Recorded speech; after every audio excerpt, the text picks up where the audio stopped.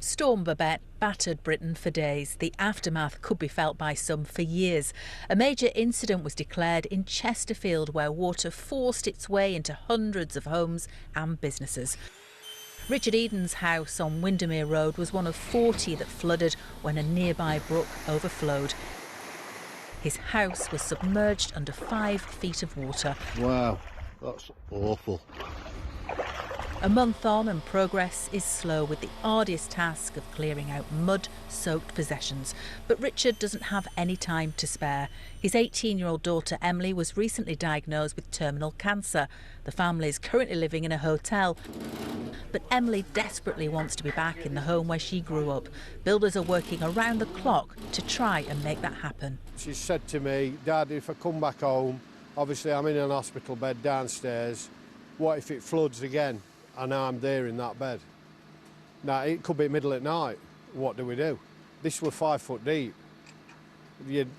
Well, it's not rocket science what the outcome will be. The brook that burst during the storm lies between Windermere Road and a new housing development which began construction 2 years ago. Some residents opposed the scheme at the time because it was built on a floodplain. They're now considering taking legal action. They put a little relief tank in, which is no use in their ornament, and basically guaranteed us it'd cope with a 1 in a 100 year storm. We're 2 years in from this development and we're now flooded. In a statement, the developers told us Woodall Homes have taken all reasonable steps to ensure our development would not itself flood or exacerbate flood risk in the area. Unfortunately, it's our understanding that properties west of the brook would have suffered the same magnitude of flooding even if our development hadn't taken place. A few miles away at the Northern Tea Merchants, it's a busy lunchtime for owner Jill Benson and her team. And whilst the coffee and cakes are now flowing, it's been a difficult time after this new business was flooded just weeks after it opened. The water was 18 inches deep, everything was sodden, basically, covered in mud, slime, anything you can imagine. It was just horrendous. But Jill, the community spirit here has been amazing, hasn't it? We borrowed a workbench and an oven from one of the churches. Another church where we were cleaning came down and offered help and anything, and they brought us takeaway cups so we could have a cup of tea.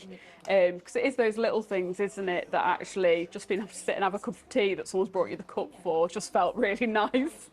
The damage and disruption in Chesterfield is echoed in the Yorkshire village of Catcliffe, where hundreds of homes were flooded when the River Rother burst its banks. This housing estate was submerged and people are still trying to piece their homes and their lives back together. So a month on, let's have a look. Chris Lloyd and Sophie Skidmore, who've been staying in hotels, have been told they might not be back in for a year. It's 4 weeks and we've got no further forward. Nobody answers phone calls, emails. You're just constantly trying to get hold of people, chasing this, chasing that. We're just living out of a suitcase. You're going here, there and everywhere. You can't settle anywhere. This is why we're trying as hard as to get a rental property, so at least we can try and put some sort of life back together. I don't think anybody would buy these houses now knowing the flood. Ideally we would like to move somewhere that doesn't flood, but people next door had sold their house, that's fallen through, nobody's going to buy them. Whilst Chris and Sophie play the waiting game, back at Richard's house the building work is moving at a fast pace. Do you know a date where you think we'll... I'm hopeful for 23rd of December this year. Because everyone wants Emily to come home. Obviously, as a dad, I can't cure the cancer, but I can make sure she's got a house to come to.